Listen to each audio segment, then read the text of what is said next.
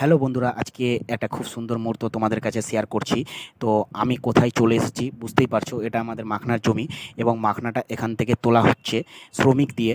এবং এই জলাশয় জমি থেকে মাখনাটা তুলে নিয়ে যাব একটা ফার্মে এবং সেখানে খই ফাটানো হয়।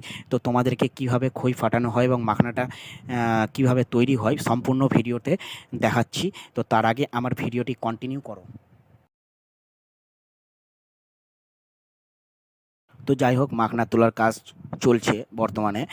শ্রমিকরা তাদের নিজের কাজ করছে এবং এই মালটা নিয়ে যাওয়া হয় একটা ফার্মে এবং সেখানে গিয়ে ফাটানো হবে। তো যাই হোক, আমরা মাখনাটা ফাটাবো না, কেননা আমরা এই দানাটাকে তুলে কোনো এক পাইকারকে পাইকারি দামে বিক্রি করে দিব।